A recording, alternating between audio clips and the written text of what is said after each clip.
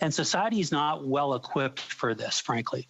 The legislature is not equipped. We as legislators are not well equipped for this. To set the course that protects the most vulnerable. I agree with protecting minorities. This is the most vulnerable. This bill, C7, takes away protections. That's why the disability community has spoken out. I thank you, Mr. Speaker, for your time and indulgence. And with that, we'll go to statements by members. Déclaration de député. And premièrement, l'honorable. First of all, virtually, the Honourable Parliamentary Secretary to the Minister of National Revenue. Mr. Speaker, the holiday season is upon us.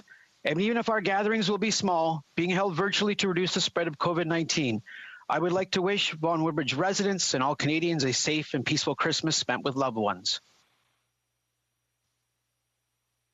This holiday season is also an opportunity to give, and we know how the past few months, how difficult they've been for many of us. Across the country, our local food banks are seeing that needs are on the rise. These centres help families, single mothers, seniors, and perhaps your colleagues and friends. Food insecurity is on the rise across Canada. I invite my colleagues to support their local food banks, and I encourage our Vaughan community to donate, if possible, to our local Vaughan Food Bank. Each and every support item or dollar that Peter and the team receive assists those that need it most. Together, we can make a difference, as hunger takes no holiday. Thank you, Mr. Speaker. The honourable member for Niagara Falls. Mr. Speaker, I would like to take this opportunity to congratulate Stephanie Thompson, who was recently named by the Women's Executive Network as one of the top 100 award winners as part of their Most Powerful Women in Canada program. Stephanie is an engineer at our local General Motors plant. As part of this award program, Stephanie was recognized within the CP Skilled Trades category, which highlights outstanding women who contributed immense value and demonstrate excellence in skilled trades, product or service innovation, and community involvement. According to our local paper, the Niagara Falls Review, Stephanie is receiving this award for her significant contributions to inspire and empower girls and women by breaking down barriers in the science and technology sectors and by creating learning opportunities specifically geared towards women. Congratulations, Stephanie, on your incredible achievement. P.S. You're really going to love living in Niagara Falls. I hope your upcoming move to our city goes well. Hear, hear. Honourable member for Willowdale. Thank you, Mr. Speaker. As we approach the end of the year, I think it's incredibly important to emphasize that Canadians have displayed resilience day in and day out, providing us with profound glimmers of hope for the new year. Albeit exhausted, our healthcare professionals and frontline workers have proven to be heroes. Small business owners have spared no effort to pivot and meet their challenges head-on. Drawing inspiration from Canadians, Mr. Speaker, our government has risen to the occasion, whether through rapid financial support, assisting businesses small and large, ensuring safety through public health measures, or focusing on vaccine procurement. Even when the going got tough, our government strengthened its commitment to Canadians. That is why I have full faith that we will build back better. Make no mistake, Mr. Speaker, we're still on the road to recovery, but it's critical that we get this right. In that spirit, I would ask all members to refrain from partisan games around vaccines. We should all listen to the experts, Mr. Speaker. Thank you very much. The honourable member for Winnipeg Centre. Mr. Speaker, today I congratulate the work of all Indigenous and grassroots leaders across these lands, faith groups, human rights advocates, and thousands of people who fought for the adoption and implementation of the United Nations Declaration on the Rights of Indigenous Peoples.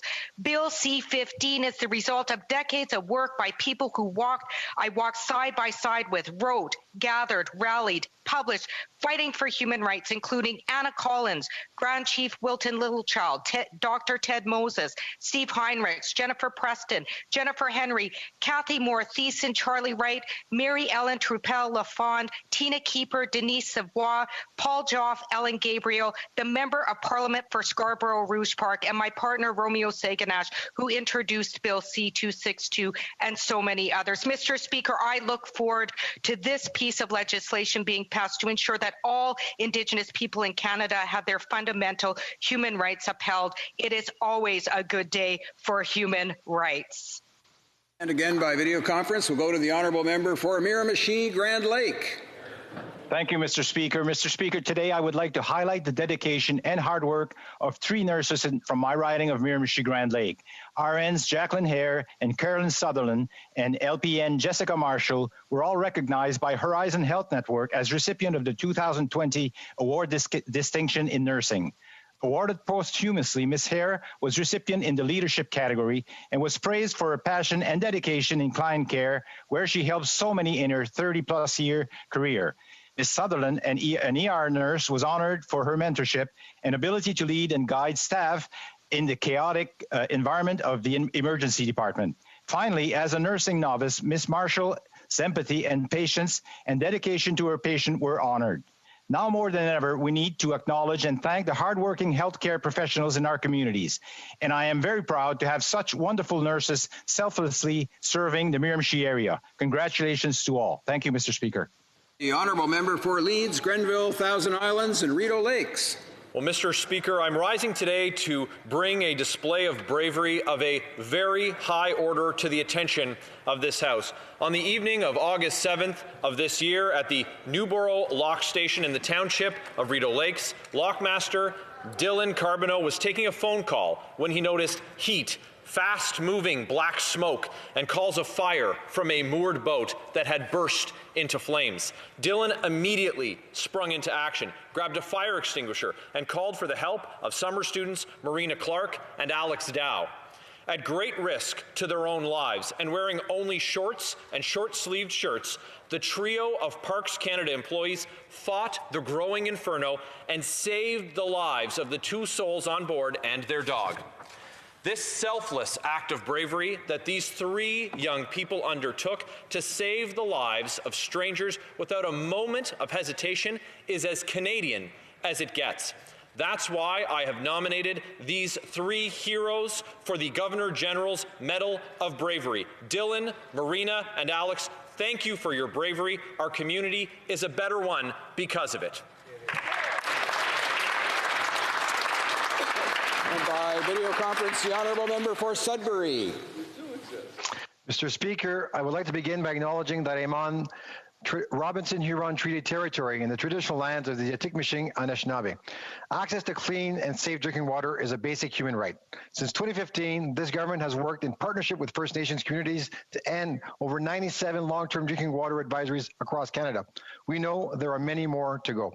Sadly, the fact that this government will not be able to meet its March 2021 deadline to end all boil water advisories speaks more to the immense scale of the task than it does to this government's commitment to it. On Wednesday, this government announced more than $1.5 billion in additional investments to accelerate our commitment to ensuring clean drinking water in First Nations reserves. Mr. Speaker, in my writing, I want to thank Jordan Sheff and his group, Cold Water for Clean Water, which plunges every day into the frigid waters in Nipawin Lake in solidarity with this cause. Their efforts are not going unnoticed.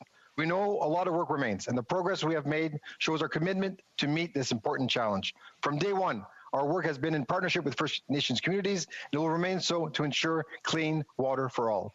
Merci, Chimigwech. The honourable member for Winnipeg North. Thank you, Mr. Speaker. I'd like to take a moment to mention the UN's World Food Programme, which received the Nobel Peace Prize.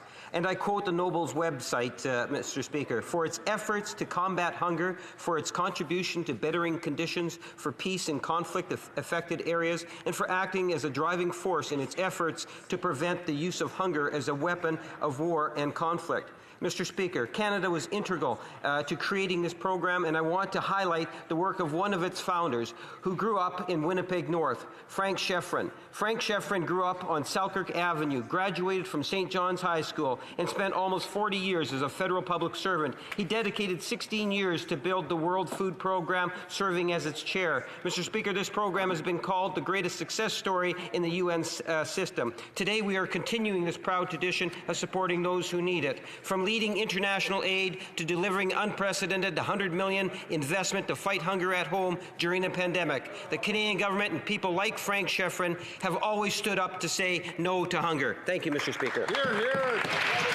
L'honorable député d'Alfred Pellan. The honourable member for Alfred Pellan. Monsieur le Président, la pandémie a...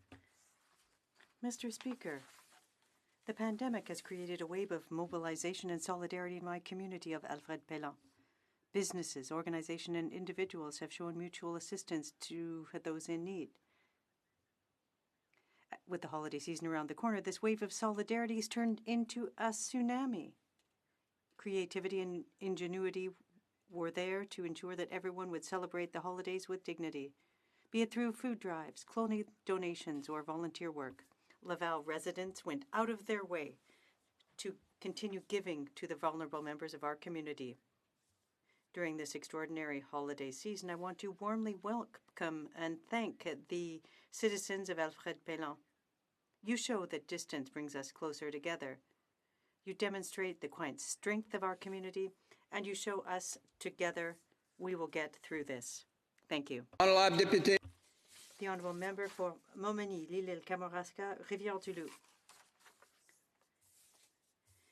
Mr. Speaker, André Gagnon, Didi for those who knew him well, was born in Saint-Pacôme in my riding. He started playing the piano when he was 5. As a student from Sainte-Anne, he perfected his art at the Conservatoire de Musique in Montreal. It was the start of a great career. Throughout his career, he accompanied many renowned artists, such as Claude Léveillé, Monique Lérac, René Claude, and many others. A prolific creator of music for TV, movies, dance, and theatre, Mr. Gagnon composed, among others, the themes for La Souris Verte and Les Forges de Saint-Maurice. He was named Officer of the Order of Canada.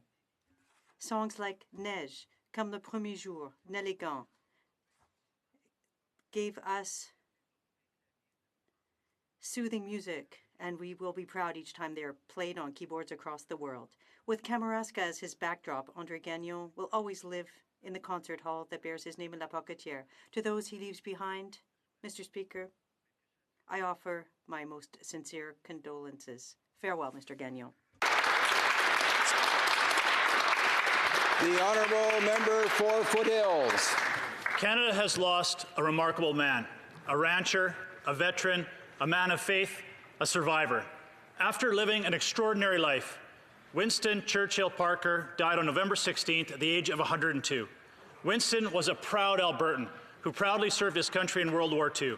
He joined the Royal Canadian Air Force and was a gunner on Wellington bombers, and on his 13th mission over Europe, he was shot down and spent 3 years as a prisoner of war. But Winston endured the long march and then returned home to his beloved ranch near Millerville. Winston was always known to ride good horses, raise great cattle with a quick wit. But most importantly, Winston was revered for his countless dedication and hours to community organizations. I always enjoyed our afternoon chats, and I enjoyed his stories, which are immortalized in his biography, fittingly called Saddles and Service. Winston was a brave man who lived his life with perseverance, and he left a lasting legacy for all of us. He epitomized what it was meant to be a Western gentleman, and thank you for everything he has done.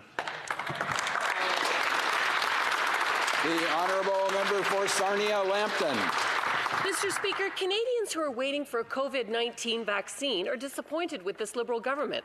While the UK and the US will start vaccinating people this month, most Canadians won't have access to a vaccine until late next year. Questions have been asked to the Prime Minister about where the plan is for vaccine distribution. How many are each province and territory getting? How will the logistics work to keep the vaccines frozen in rural locations and on reserve? Who will be first in line? Why did the government not negotiate manufacturing here in Canada? No answers have been provided. Canadians need to see a real plan. Mr. Speaker, every day in Canada, 80 people die from COVID-19. A delay of 9 months to get the vaccine could mean that more than 20,000 more Canadians will die while we wait. This Liberal government has fumbled on vaccines, and that has deadly consequences. When will we see a real plan? The honourable member for Churchill, Kiwantanuk, ASCII.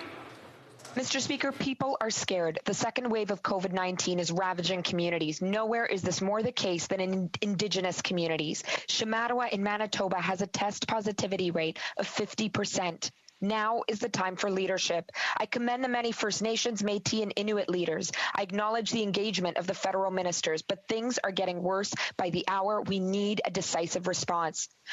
Cruelly, just as there is hope with the vaccine, we are seeing a shocking abdication of leadership by the Premier of Manitoba. Indigenous people in this country should be amongst the first to receive the vaccine. He has made divisive statements. He refuses to acknowledge that First Nations people in Manitoba are Manitobans. He's refused to commit to providing the vaccines they need and deserve. My message to the Premier is this is no time for division. My message to the Prime Minister is it's time to act decisively on behalf of First Nations to make sure they are not the targets of this divisive agenda. Lives are at stake. Now, virtually, the Honourable Member for Beauport, Côte-de-Beaupré, Île-d'Orléans, Charlevoix. Mr. Speaker, the great Quebec pianist André Gagnon passed away yesterday. This prolific creator of music played pianos across the world. He won prizes, and his albums were sold 700,000 copies and were at the top of the charts. He also produced TV series, opera shows, and so many that it's hard to mention them all. Beyond the legacy he has left, we have to remember that he was joyful, generous.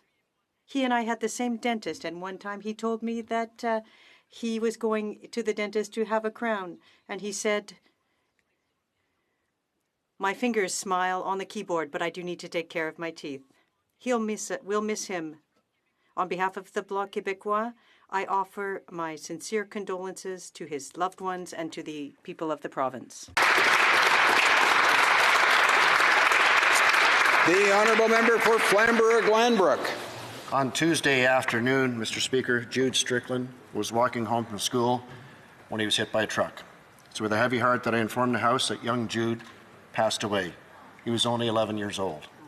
As a father who's also suffered a tragic loss of a child, I cannot express in words the pain, emptiness, and anguish of this moment for Jude's parents, Jamie and Vanessa, and Jude's 3 brothers. I know their extended family and friends and church community have joined in their sorrow and are wrapping them in love. Mr. Speaker, in true Hamilton fashion, we've seen an outpouring of support from our residents, including an ongoing GoFundMe campaign to support the Strickland family. Let this be a reminder to all of us who drive a car, pickup, or SUV to take extra caution on the roads to keep our children safe. No parent should have to endure this kind of tragedy. On behalf of the House of Commons, the residents of Flamborough-Glanbrook and the broader city of Hamilton, I offer our deepest condolences to the Strickland family. May Christ watch over you and give you peace and comfort in this painful time.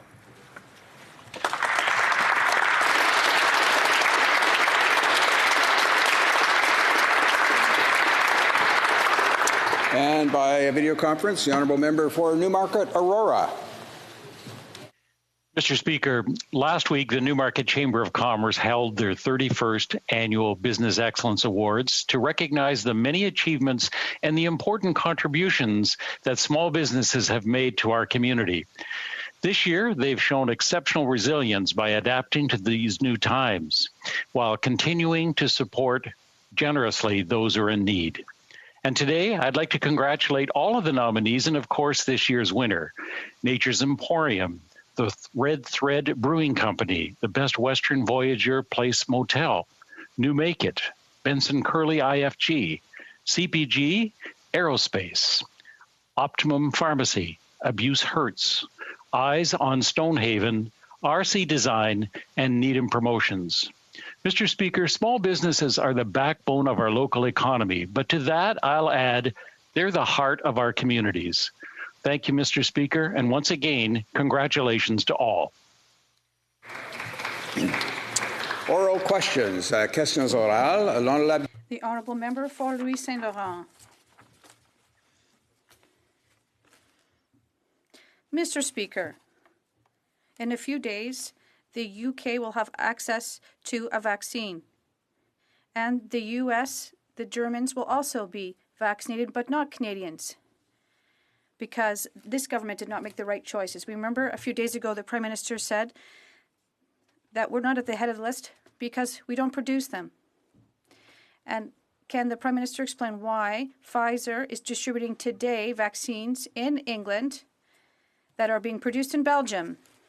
The Honourable Minister of Health. Mr. Speaker, while scientists are asking to do their important work to find a vaccine against COVID-19, we want to ensure that Canadians will be able to be vaccinated when the time comes, and that is why we have made sure to make the acquisition of various types of vaccines with hundreds of millions of doses so that Canadians can be safely and properly served.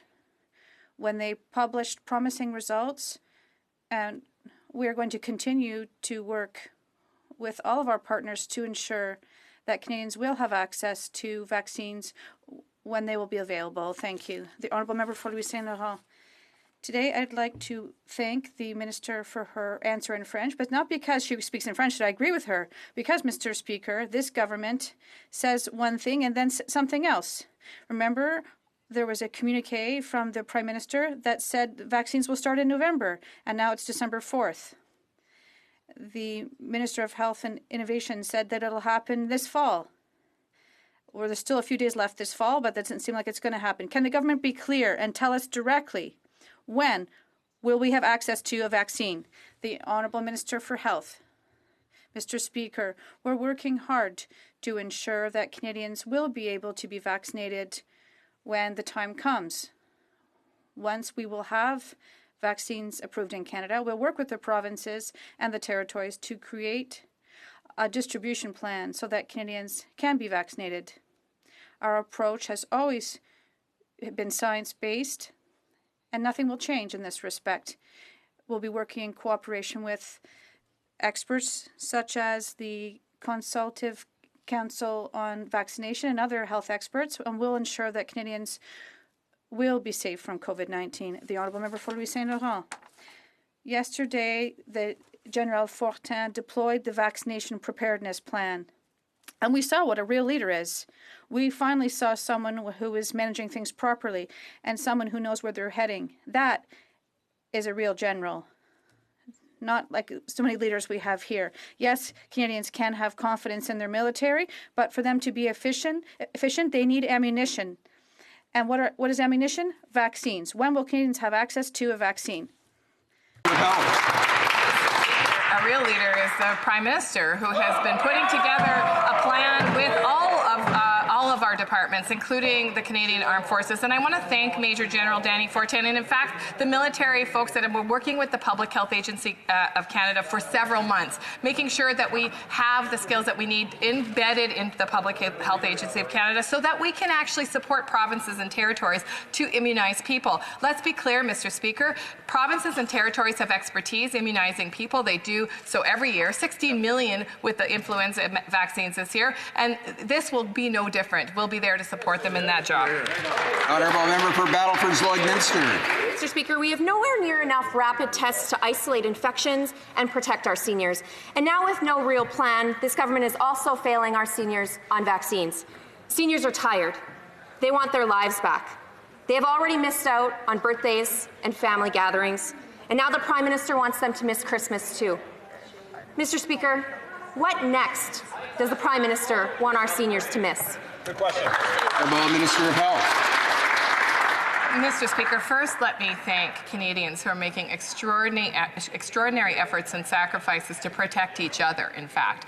It's Canadians that are working together to get us through this time. It's small business owners adapting and changing the ways that they do business so that they can support their workers. And we're there with them, Mr. Speaker, with wage subsidies, with subsidies for people who've lost their jobs, with supports for seniors, with supports for long-term care, with supports for provinces and territories to actually care for people in long-term care homes. Mr. Speaker, we've distributed over 7.2 million rapid tests to provinces and territories to date, and we're there to help them implementing their use.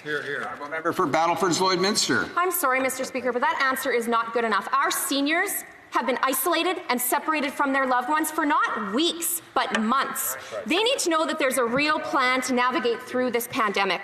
But this Liberal government refuses to be upfront and honest with them. They refuse to offer these seniors the hope that comes with a plan. They deserve better. Mr. Speaker, will the minister finally offer seniors the clarity that they deserve and tell them when they can expect to have access to a vaccine? Honourable Minister of Health. Mr. Speaker, every step of the way, we've been there to support seniors, and particularly in long-term care homes, where, in fact, we use the Canadian Armed Forces to help support provinces and territories who are struggling to care for seniors under their care. And, Mr. Speaker, we're going to be there for seniors in long-term care every step of the way. We've committed through our fall economic statement $1 billion to ensure that there's national standards. No matter where you live, people deserve to age in dignity. We've been there for provinces and territories. We'll continue to be there so they can deliver on their healthcare responsibilities. The Honourable Member for Saint Jean. Mr. Speaker, the unanimous National Assembly, the House of Commons, the premiers of all the provinces, the people of Quebec and Canada, everyone agrees we have to lastingly increase health transfers unconditionally to fight the pandemic. We're in a health crisis. The fight is taking place in our healthcare centres, and it is our healthcare personnel who are fighting it. It's just the Liberal Party of Canada that hasn't figured things out yet. When are they going to understand that in a health crisis, their job is to increase health transfers? The Honourable Minister of Health. Every step of the way, we've been supporting provinces and territories, not just with equipment and tests and other kinds of guidance, but also with billions of dollars. In fact, $24 billion to date been spent to support provinces and territories with their health response to this pandemic. We've purchased personal protective equipment. We've purchased testing. We have helped them every step of the way to deliver on their healthcare responsibilities. We'll continue to be there for the people of Quebec. The Honourable Member for Saint Jean. Mr. Speaker, we are in a health crisis. We must help the healthcare network by increasing health transfers. Everyone has understood this except the Liberal Party of Canada. On December 10th, there will be a meeting with all the First Ministers. All the Premiers are going to ask for increased transfers. The Liberals will have no allies at that meeting and no allies amongst the public. Sometimes, whenever agrees on something except you should have the humility to ask yourself if you're the one who's wrong. When will they increase health transfers? The Honourable Minister of Health. In addition to billions of dollars transferred to provinces and territories, we've been there for Quebec, whether it's through additional supports, people in long-term care homes receiving support from the Canadian military, from the Red Cross, which the federal government is paying for, making sure that people have access to rapid tests, which the federal government is paying for. We'll continue to be there for Quebec, Mr. Speaker. This isn't a time to pick a fight. This is a time to work together. The Honourable Member for Vancouver Kingsway. Thank you. Well, only the most tone-deaf government would say they stand with seniors by letting the standards get so bad they had to send the army in. But, Mr. Speaker, Canadians are eagerly awaiting a safe, effective COVID vaccine so they can see their loved ones and return to their daily lives without worrying about spreading the virus. Yesterday, though, Pfizer confirmed it will be distributing half the amount of vaccine doses it had originally proposed, citing supply chain issues. Now, we've heard from this government that Canadians are getting 4 million doses of Pfizer's vaccine before March. Is that still the plan? Will the minister explain what Pfizer's supply problems mean for Canadians? The Honourable Parliamentary Secretary to the Minister of Public Services and Procurement. Yes, thank you, Mr. Speaker. We've been consistent in communicating our delivery window in Q1 of 2021, and given the number of variables and the novelty of the process, we're still communicating the delivery window in Q1 of 2021. We do not anticipate any impact on delivery of Pfizer vaccine to Canada, which is expected to begin in the first quarter of 2021 as planned. The Honourable Member for Vancouver East. Canadians are rightly worried by the Pfizer news, and the government owes them answers. Talking about a diverse portfolio of vaccines won't change the fact that Canada is way behind other countries. The UK has already approved a vaccine. In the US, the vaccine is being stockpiled on American soil while they await approval. And other countries like Germany, India, China, Brazil, the US, and UK are all producing vaccine in their own countries to ensure fast delivery. None of that is happening in Canada. Why did the Liberals like Canada fall so behind these other countries? The Honourable Parliamentary Secretary to the Minister of Public Services. Many accounts is far ahead of other countries with the most diversified, most promising portfolio of vaccine candidates in the world. In fact, the first 4, which we've received very good and promising news for, are all in Canada's portfolio. More good news will be to come, of course, pending the regulatory processes. And when a vaccine is ready, Canada will be ready, Mr. Speaker. Honourable Member for Selkirk, Interlake, Eastman. Well, Mr. Speaker, international security experts are raising alarm bells about recent global cyber attacks against supply cold chains targeting vaccine transportation.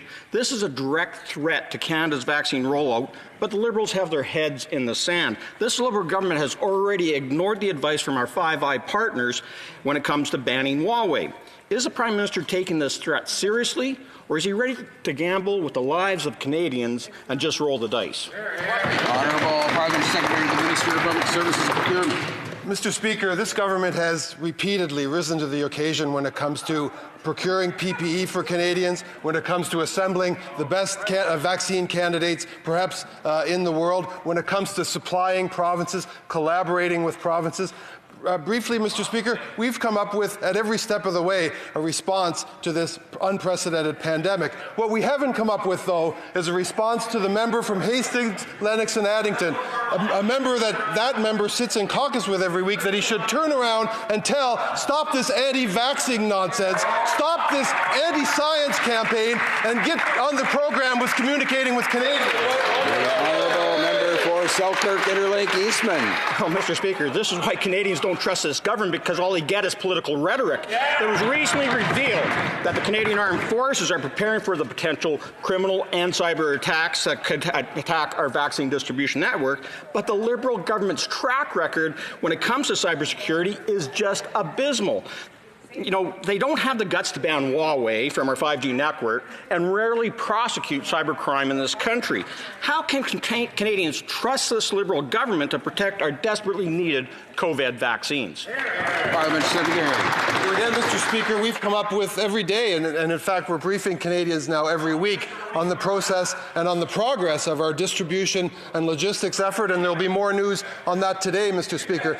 But these conspiracy theories keep coming from the opposition over there. They've always been a little bit fuzzy on science over there, so I'm giving him an occasion to stand up for once and for all and express on behalf of that party confidence in the Health Canada regulators, in the science of vaccines, and the end of this pandemic that was brought about as a result of the efforts of this government, Mr. Speaker. Thank you. The Honourable Member for Lakeland. Stop blustering angrily and just actually answer the questions. It's increasingly clear the Liberals don't take hostile foreign influence seriously, and Canadians are suffering the consequences. They refuse to answer questions on a potentially politically exposed person in their own caucus. They won't make a decision to ban Huawei, going against our own intelligence officials and our allies. And now it seems they put all hopes for a vaccine in a company whose executives worked in a program investigated by CSIS. Unreal. Was this government briefed on potential security threats about partnering with CanSino? Honourable Parliament Secretary. Mr. Speaker, we have repeatedly put in place plans for PPE. We've collaborated with provinces. We've risen to the occasion. We've put in place plans for the acquisition of vaccines and have promising candidates and an amazing portfolio of candidate vaccines. We have now plans for logistics and distribution, and we're working very, very closely, of course, with our partners in the provinces and across this country on that. But what we don't have is a response that member should provide on behalf of her party. Look behind her, talk to that member from Hastings, Lennox and Addington, and tell him to stop this anti-vaxxing nonsense. It's getting order.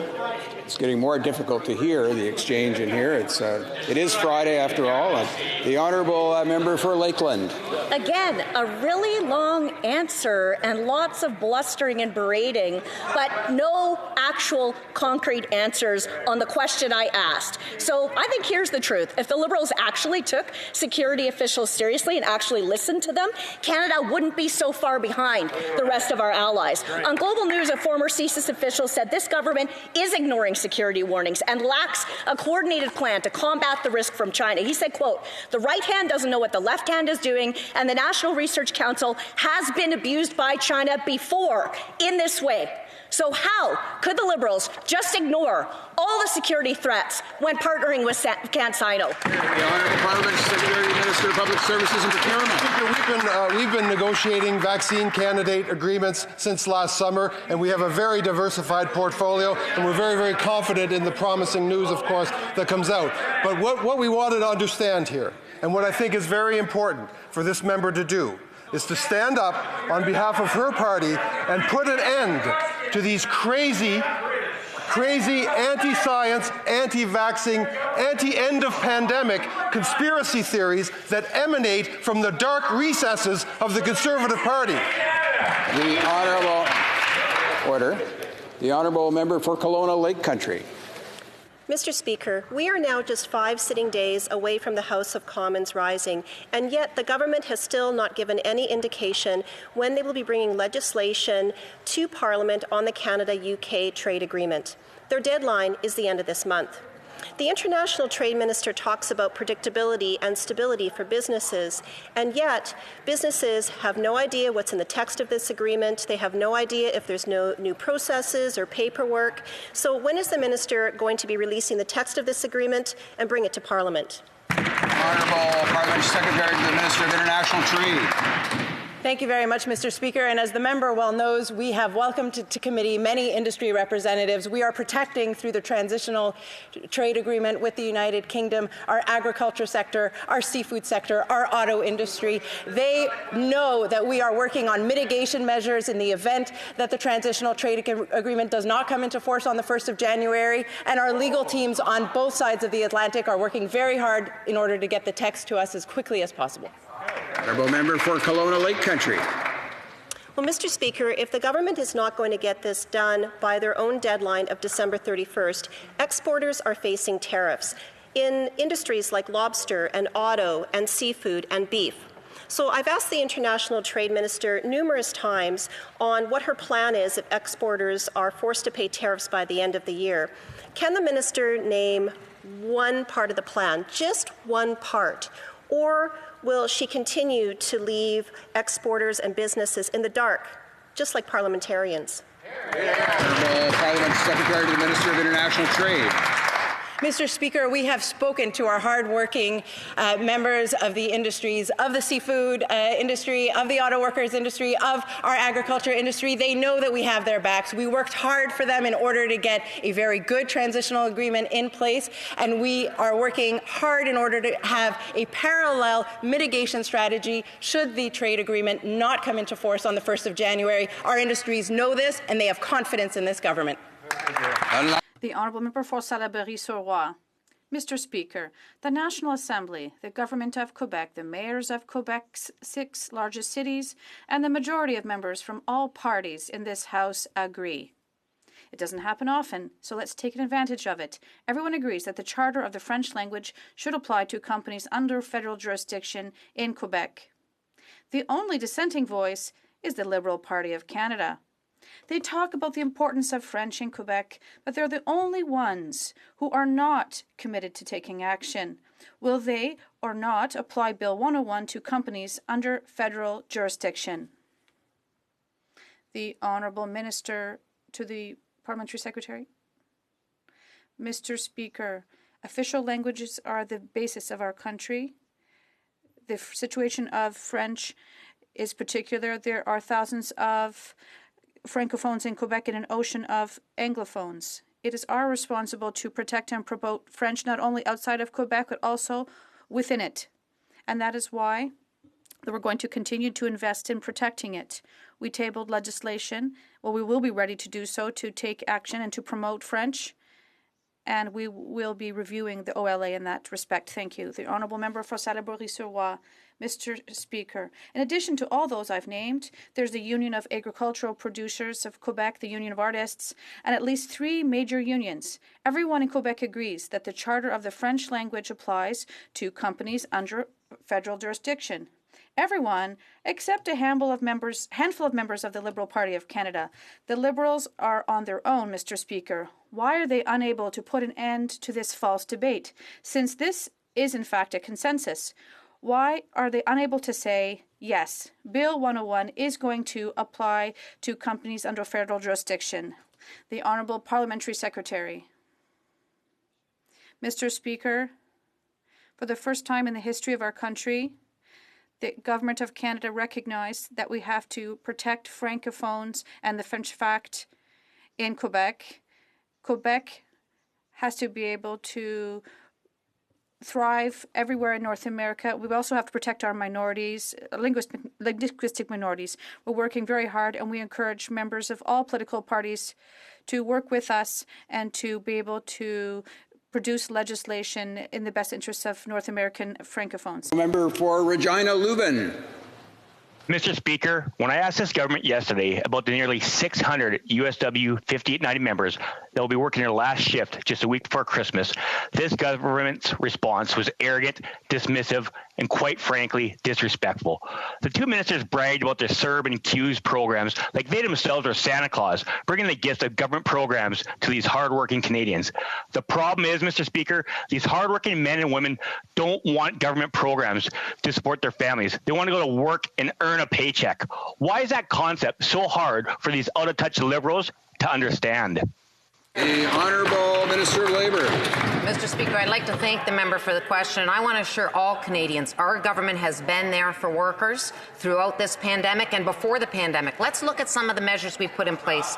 The Canada Emergency Response Benefit has helped almost 9 million Canadians, providing immediate benefit, money that they needed in order to pay for things like groceries and rent.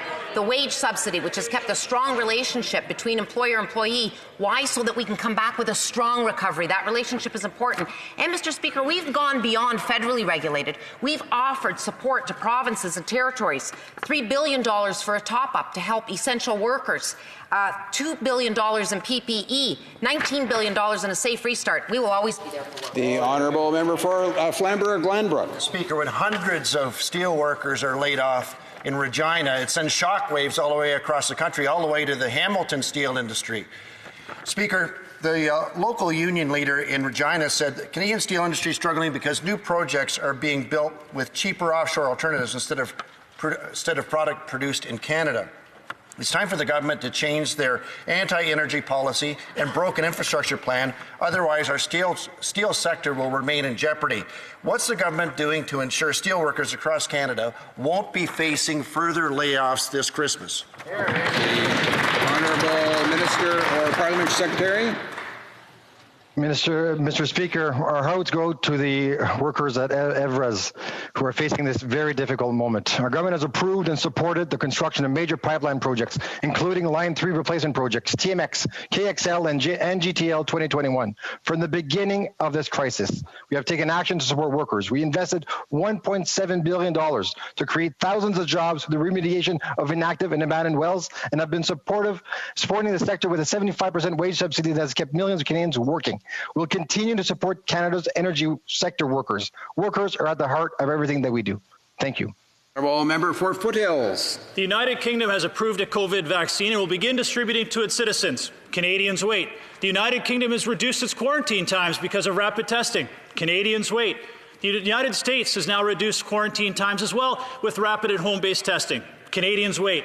Australia has announced and released its COVID distribution strategy. Canadians wait.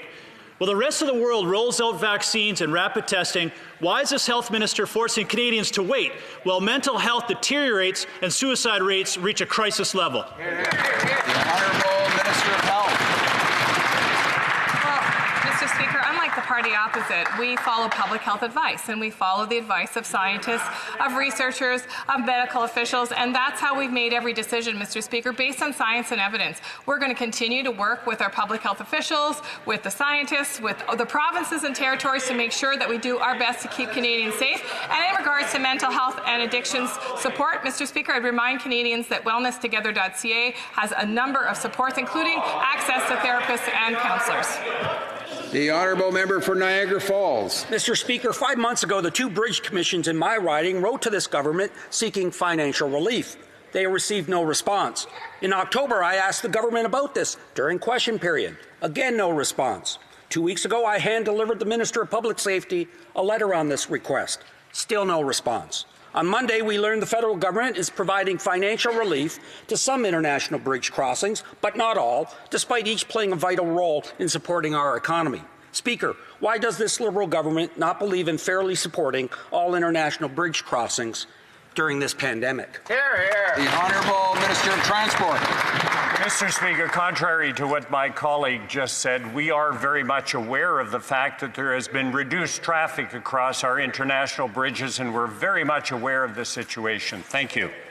The honourable member for Timmins, James Bay. Order. Speaker, we now have 5 confirmed cases of COVID in Attawapiskat, which could be a disaster for the North. But all across the North, First Nation families are being left behind. At Gagakakijik School, students have been forced to register legal complaints through Jordan's principal to get the most basic supplies to keep themselves safe. They've been doing their homework at a Tim Hortons parking lot in Kenora because it's the only place to get internet access. This government gave $2 billion to look after suburban kids in the provincial system. Why did this minister abandon the children of Gagakakijik? What is he going to do to keep them safe? Honourable Minister of Indigenous Services. I think, Mr. Speaker, first off, the member opposite would probably appreciate an update on Attawapiskat. Our officials are in direct contact with leadership in Waha to ensure that contact tracing and isolation is underway. People should rest assured that they will have the government, that they will have the backing of the government of Canada throughout this, in particular Indigenous communities in remote and isolated locations. And as to the children with increased demands under Jordan's principle, indeed our office in particular stands ready to help them during this very difficult time. Member for Hamilton Centre. Earlier this year, I was proud to join the Black Caucus in a statement calling to make our public administration actually reflect the diversity of the public that it serves. However, this week, a federal court class action claim was brought against this Liberal government seeking relief from the practice of Black employee exclusion throughout the federal public service. Mr. Speaker, if the majority of this Liberal cabinet agree that anti-Black racism exists within the federal government, what specific measures within the federal workplace, if any, has this government taken to actually address it? Honourable Minister or Parliamentary Secretary. Mr. Speaker, we cannot ignore that racism is a lived reality for Black Canadians, Indigenous peoples, and people of colour. We have to make sure that our public service is not only representative of the population it serves, but that it offers an opportunity for all employees to express their full potential. Our government has taken concrete steps to address anti-Black racism, systemic discrimination, and injustice across the country. Most recently, the Fall Economic Statement committed $12 million over 3 years to a dedicated Centre on Diversity and Inclusion. This will accelerate the government's commitment to achieving a representative and inclusive public service. Thank you, Mr. Speaker. L'honorable député de Marc-Aurèle-Fortin. The honourable member for Marc-Aurèle-Fortin. Thank you very much, Mr. Speaker. Seniors in Marc-Aurèle-Fortin are worried because of the pandemic, but also because of mental health and isolation. I recognize that the holidays will be difficult because of this isolation. Our government is giving more assistance to seniors, like the New Horizons for Seniors program. Can the Parliamentary Secretary to the Minister of Seniors tell us about the assistance offered to seniors by our government during this pandemic? Thank you, Mr. Speaker. The Honourable Parliamentary Secretary to the Minister of Seniors. Thank you, Mr. Speaker. I'd like to thank my colleague for Marc-Aurèle-Fortin for his hard work in the community. We understand that this is a difficult period for everyone, but especially for seniors. And we have taken action on mental health, Mr. Speaker. We have funded 2,000 additional projects under the New Horizons program, just like my colleague said. this year in order to fight isolation. We also launched a new online portal, Wellness Together Canada, which brings Canadians into communication with mental health professionals. Together, we will get through this. Member for Edmonton Manning. Mr. Speaker, our entire economy has been crippled by this war this government has waged on the oil sector in Alberta. Our natural resources sector declined due to the Liberal inaction. At least this is the feeling of my constituents of Edmonton Manning, who are now at the breaking point. When will the Prime Minister stop his war on the West and support the recovery and development of Canadian oil, the most environmentally responsible and ethical in the world? The Honourable Parliament Secretary. Mr. Speaker, the Line 3 pipeline, we approved it, 7,000 jobs created. Keystone XL, our support is unwavering, 1,500 jobs created. LNG Canada, building it. Thousands of jobs. TMX, we got it approved. It's getting built. More than 7,000 jobs created so far. NGTL 2021, we approved it. Thousands of jobs to be created. Orphan and inactive wells, $1.7 billion, thousands of jobs created. And the wage subsidy, more than 500,000 workers kept in their jobs in a pandemic in Alberta alone. That's our record, Mr. Speaker. The Honourable Member for Battle River Crowfoot. Thank you very much, Mr. Speaker. As Canada remains gripped by the COVID-19 pandemic, the rural-urban divide has grown. In my riding, Rosedale, Kelsey, Cadogan, and Alliance have postmasters that are retiring, and these villages and hamlets face the pending closure of Canada Post locations. In rural Canada, access to prescriptions, e-commerce, and financial services depend on social services, on postal service. Can the minister commit to hearing the voices of rural Canadians and ensure that there is an equitable level of service provided to them?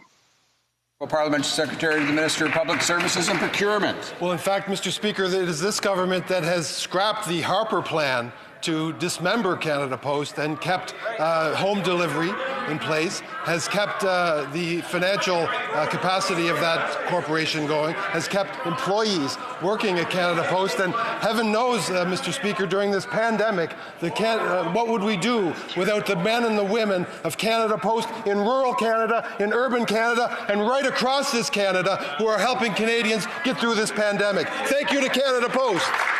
The Honourable Member for Pitt Meadows, Maple Ridge. Order. Mr. Speaker, communities across Canada like Pitt Meadows, Maple Ridge were optimistic when the minister announced infrastructure stimulus spending. Get your shovels ready. A full construction season has passed. The shovels are ready, but not the money needed to dig. The government talks about intersectionality. Well, we've got plenty of intersections waiting to be built. Also, projects to improve services in Pitt Meadows, better access to KC First Nations, and four-laning in Maple Ridge. When will we see the funding promised? Or will it be a Liberal lump of coal again this year? The Honourable Minister of Rural Economic Development. My colleague knows very well that when the province puts forward applications, our government takes 6 weeks to process them. He brought an interesting term to the House of Commons. I want to correct the record. Intersectionality isn't used the way that my colleague used it. It's about the various ways that people's identity, like gender, disability, age, or geography, indigeneity, affect the way that they're impacted by decisions. If my colleague wants more information about how intersectionality is woven into our government's response, I am happy to provide him a briefing. Honourable Member for Bow River. Order. Thank you. Closed, locked doors. This is the nightmare fear business people like Rowley and Langdon deal with on a monthly basis. The government's fiscal update has few details, no timelines. It provides no certainty for small businesses like Rowley. Rowley can't afford to wait months for another flawed Liberal program when this government will they support the backbones of our community, the small businesses. It needs to happen now, not waiting for another flawed program. The Honourable Parliament Secretary to the Minister of Small Business. Mr. Speaker, the federal government has been here since day one of the pandemic for our small businesses and our entrepreneurs. Over 800,000 businesses across the country have already received the emergency business account loan. That's the $40,000 loan that we had put in place at the very beginning. We just increased that loan by another $20,000, including a $10,000 grant. The rent program is now open. I encourage all entrepreneurs to access this subsidy, which can go up to 90%. We are continuing to support businesses with our wage subsidy. We are there for our entrepreneurs, Mr. Speaker. The Honourable Member for Abitibi-Témiscamingue. Thank you very much, Mr. Speaker. People have questions, important questions about vaccination. We know that Canada won't be one of the first countries to get the vaccine. We know about the Canadian vaccine portfolio. We know that, but when will we be getting the first doses? Will there be enough for all vulnerable Canadians and first-line medical personnel? If the government knows, we need to know. If it doesn't know, it should tell us that too. We simply want to know the truth. The Honourable Minister of Health. We do have one of the best vaccine portfolios in the world, with more doses per capita than any other country in the world, and a plan, Mr. Speaker, to deliver those doses to the provinces and territories who will use their expertise to immunize Canadians. This is good news for Canadians. Every step of the way, we've been transparent with Canadians. There's more information as the plan comes together, as we have more clarity about when we'll receive those doses from the manufacturer. And, Mr. Speaker, good news. Health Canada has 4 of those promising vaccinations under review right now. One that will be, decision will be rendered very soon. The Honourable Member. Thank you, Mr. Speaker. Well, there seems to be a plan, but it's not clear at all. People want to know what the specifics of the plan are. After all, people are going to have to wait more than a year for Christmas because this year's Christmas has been cancelled. It's tragic. People want to have a timeline for the vaccine, and they want to know whether there'll be enough for the most vulnerable and healthcare workers. They want to know when they can hope for lockdowns to be lifted. How much longer do they need to hang on? When does this government plan to have all vulnerable Canadians and medical workers vaccinated? The Honourable Parliamentary Secretary. Mr. Speaker, it's clear that we are all looking forward to the vaccine arriving, and we have 4 very promising vaccine candidates. Based on science, and we have a plan not only to approve the vaccines, but also for the distribution.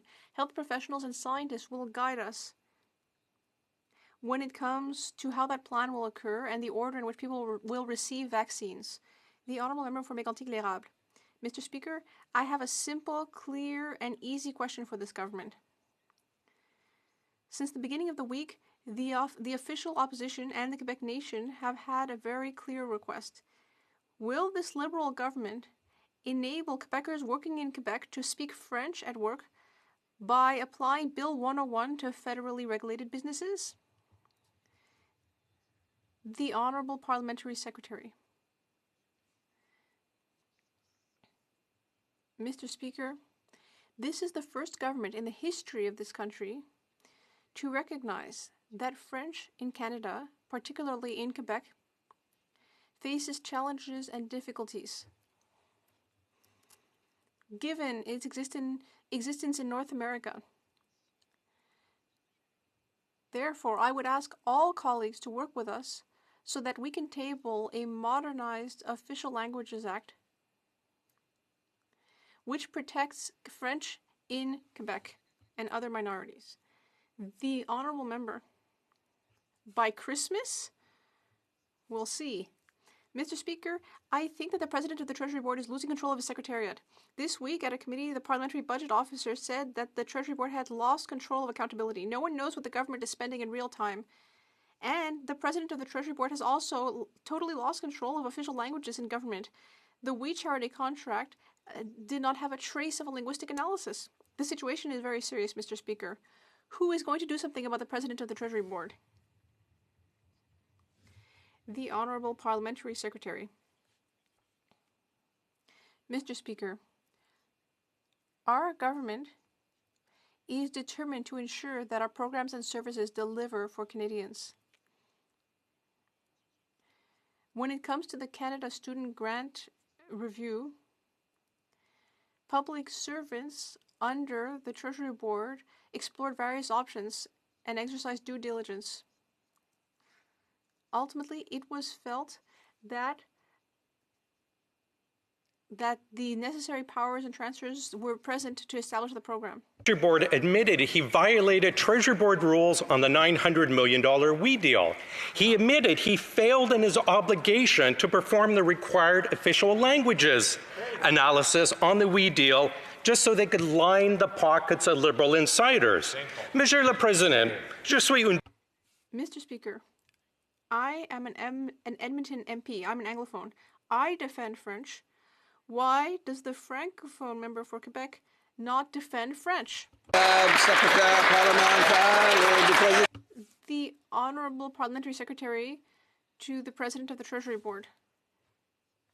Mr. Speaker, since 2015, promoting official bilingualism and defending French has been a core priority of our government. French is here to stay. It is part of our history. It is part of our identity, and it is part of our future. It is our duty to defend and promote it. And on this side of the House, Mr. Speaker, we are proud of being Francophones and Francophiles, and we are proud of the concrete actions that we have taken to defend French. Member for Mississauga, Aaron Mills. Mr. Speaker, 31 years ago, 14 promising young women lost their lives in a heinous act of violence, misogyny, and hatred. What motivated the killer was that these women had the audacity to pursue higher education.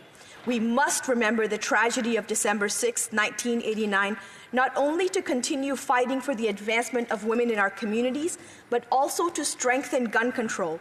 Can the Parliamentary Secretary for Public Safety and Emergency Preparedness please inform this House of what measures we're taking so that similar tragedies don't happen again?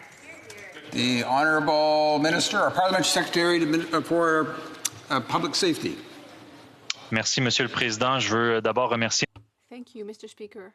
I'd like to thank my colleague for her important question and for her hard work on the Women's Caucus.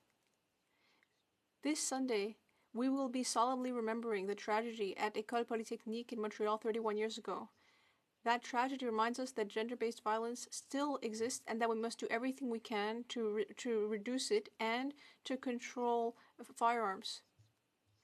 The government is bringing in increased checks when a request is made for a firearm in order to include a check regarding a background of domestic violence. We know there's still a great deal to be done. We will be bringing in legislative measures to create red flag laws that will enable us to further reduce violence. Dauphin, Swan River, Nipawa.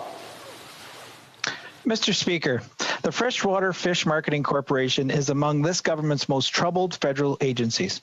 Issues ranging from poor management to high rates of workplace injury have plagued this agency for decades. In 2019, this government recommended it transition to a harvester-led cooperative or an Indigenous Economic Development Corporation. Mr. Speaker, this transition is critical for the future of Manitoba's fishers, processors, and economic reconciliation. It has been over a year. Why does this minister continue to neglect our freshwater fisheries? The Honourable Minister or Parliamentary Secretary.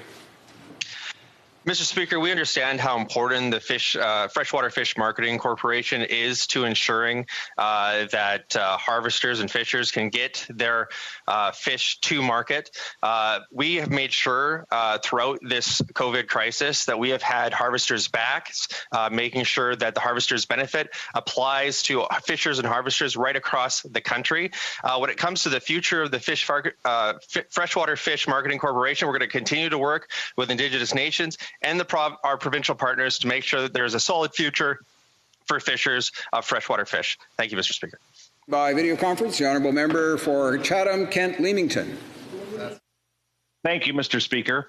Unregistered pesticides, lost tax revenue, dangerous working conditions, undocumented workers, and links to organized crime. These are but a few of the damaging consequences of large-scale grow-ops in Essex County. Will the minister commit to a meeting with my 3 Essex colleagues from 3 parties and myself to address the federal role in this crisis? The Honourable Parliamentary Secretary or Minister.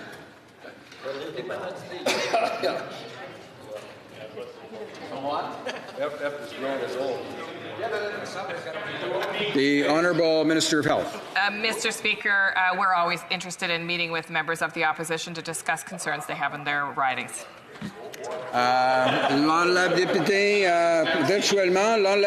By video conference, the Honourable Member for Beauce.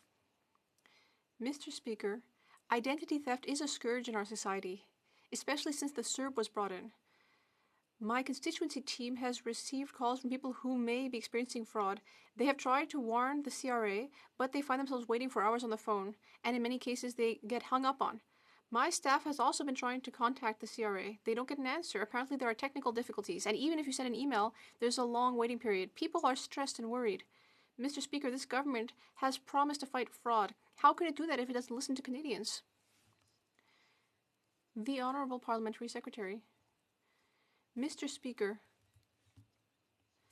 we have identified the CRA phone lines as an essential service. The many call center workers continue to come to work, but because of social distancing, capacity is reduced. Because of this, the CRA cannot answer all calls as quickly as we might like. We will continue to look for solutions as quickly as we can, Mr. Speaker. For Surrey Centre. Mr. Speaker, yesterday our government tabled an important piece of legislation on the implementation of the Declaration of the Rights of Indigenous Peoples. Built on the former Bill C-262, this bill aims to protect and promote Indigenous rights, including rights to self-determination and self-government, equality, and non-discrimination. Will the Parliamentary Secretary to the Minister of Justice update the House on the foundations of C-15 and its ability to serve as a framework to advance reconciliation with Indigenous peoples? The Honourable Parliament Secretary. I thank the member from Surrey Centre for his question and for his advocacy. Over 25 years of negotiation took place between Indigenous peoples and nation states to develop the UN Declaration on the Rights of Indigenous Peoples. The foundation of this legislation, the former Bill C-262, was carefully examined by both this House and the Senate during the last mandate. It also shares many similarities with the BC Declaration on the Rights of Indigenous Peoples Act. Our government has, through consultation and collaboration with Indigenous peoples, built upon this legacy of careful consideration to present this critical piece of legislation. It will serve as a foundation for a renewed relationship with Indigenous peoples. Honourable Member for Elmwood Transcona.